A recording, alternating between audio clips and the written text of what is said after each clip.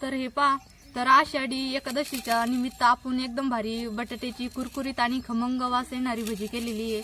तर हे पहा, आता आपले एकदम भारी अशी नरमपैकी भजी झालेली आहे। तर हे पहा किती नरम झालेले आहे मस्तपैकी। नमस्कार, चला तर तुमचं सगळ्यांचं स्वागत आहे आपल्या नवीन अशा व्हिडिओमध्ये। आणि सकाळी सगळ्यांना गुड मॉर्निंग। आणि आज आषाढी एकादशी आहे, तर आषाढी एकादशी सगळ्यांना हार्दिक शुभेच्छा आमच्याकडून तुम्हाला। आणि आपल्याला आषाढी एकादशीच्या निमित्तानं आज सगळ्यांना उपवासच आहे, कारण घरात सगळ्यांनीच आज उपवास धरलेला आहे। त्यामुळे आम्ही आज मस्त असे बटाट्याची भजी बनवणार आहे। तर आज आम्ही आता मस्तपैकी बटाट्याची कुरकुरीत आणि एकदम भारी लागणारी भजी बनवणार आहे। आणि आता तुम्ही व्हिडिओ शेवटपर्यंत बघा। व्हिडिओवर जर नवीन असाल तर चॅनलला सबस्क्राईब करायला विसरू नका। तर आता लगेच तर पहा, आपण आता साबुदाण्याचे आणि बटाट्याचे मिक्स असे कुरकुरीत भजी बनवणार आहे। तर त्यासाठी घेतलेले आपण एक वाटीभर, थोडीशी कमी वाटी आहे, तर साबुदाणा घेतलेला आहे आणि आपल्याला तो आहे ना चांगला भाजून घ्यायचा आहे। आणि तर आता आम्ही चूल पण पेटवलेली आहे आणि कढई पण ठेवलेली आहे। आणि आता कढई पण चांगली तापली असं आणि आता आपल्याला एक साबुदाणा भाजून घ्यायचा आहे चांगला। आपली कढई पण चांगली गरम झालेली होती आणि साबुदाणा आता त्याच्यामध्ये टाकून दिलेला आहे। तर 1-2 मिनिटभर चांगला परतून घ्यायचा, म्हणजे मग तो आपल्याला आता नंतर मिक्सर मध्ये काढायचा आहे। त्यासाठी आपल्याला आहे ना असं एकदम कुरकुरीत असा म्हणजे एकदम गरम झाला पाहिजे। 1 मिनिट झालेला आहे आणि आता साबुदाणा आपण सारखा सतत हलवून परतून घेतलेला आहे आणि कलर पण थोडा बदलायला लागलेला आहे। तर आपल्याला आहे ना तो एका परतीत म्हणजे प्लेट मध्ये काढून घ्यायचा आहे। तर आता आपण एका प्लेट मध्ये साबुदाणा काढून घेतला होता आणि ह्यो चांगला गार होऊन द्यायचा आहे, म्हणजे 10-1 मिनिट आपल्याला चांगला साबुदाणा गार होऊन द्यायचा आहे। तर आता आम्ही 2 बटाटे पण घेतलेले आणि बटाटे आपल्याला सोलून आणि बारीक कापून घ्यायचे। तर हे पहा, आता आम्ही 2 बटाटे पण घेतलेले, बटाटे एकदम आपल्याला बारीक बारीक कापून घ्यायचे।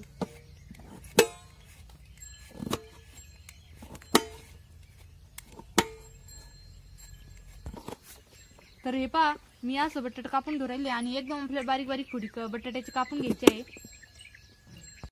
तर आपला साबुदाणा आपण गार करायला ठेवलेला होता आणि भरपूर असा गार झालेला आहे। तर मिक्सरचं भांड घेतलं मी आणि त्याच्यामध्ये ना एकदम बारीक करून आणायचा तो।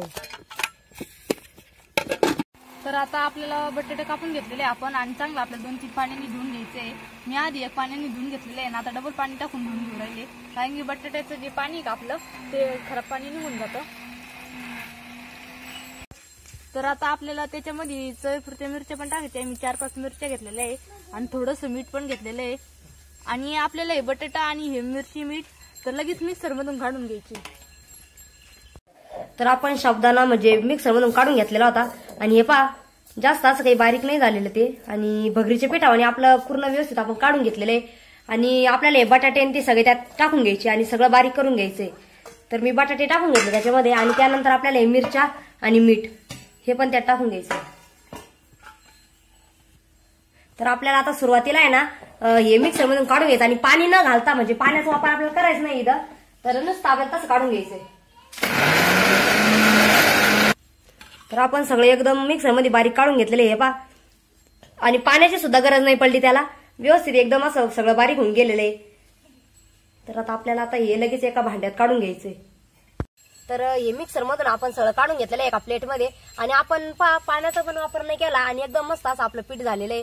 आणि मी नॉर्मल थोडंसं म्हणजे एक थोडंसं पाण्यात शिपका देणार आहे, तर मग आपले भजे बी मस्त होतील कुरकुरीत। त्यासाठी तर आता आपण कढई ठेवून तेल पण टाकलं होतं आणि आपलं चांगलं तेल पण गरम झालेलं आहे आता, आणि आपल्याला लगेच भजे सोडून घ्यायचे।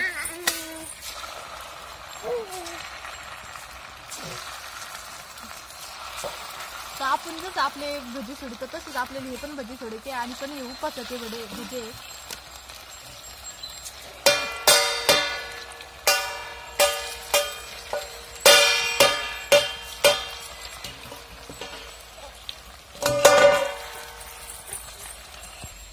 तर हे पहा, आता आपले भजी सोडल्याच्या नंतर आणि मी म्हणजे थोडंसं हलवून घेऊन राहील त्याला, तर एकदम आपल्या भजीचा कलर पण बदललेला आहे आणि बटाट्याची भजी पण एकदम भरला होती खायला।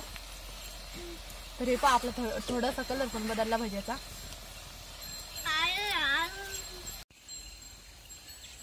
शंभू, ऐ शंभू, तू चूल धरतो?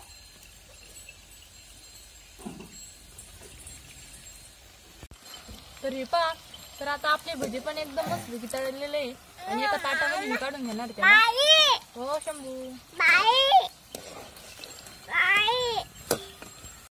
तर हे पहा, आता आपल्या सगळ्या अशीच भजी सोडून आम्ही तळून घ्यायचे.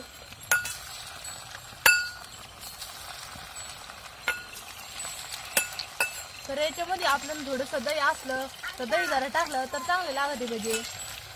पण आपल्याकडे काही दही नव्हतं आज, त्याच्यामुळे आम्ही इथंच दही नाही टाकलेलं. थोडंसं दह्याचा जरा वापर केला तर भजी अजून भारी होते खायला. तर हे पहा, तर आता आपले दुसरं पण आपण जे भजी टाकले ते घाणं काढायचं आता. ते पण एकदम मस्त लाल झालेले आहे आणि ते पण आता मी एका ताटामध्ये काढून घेऊ राहिले.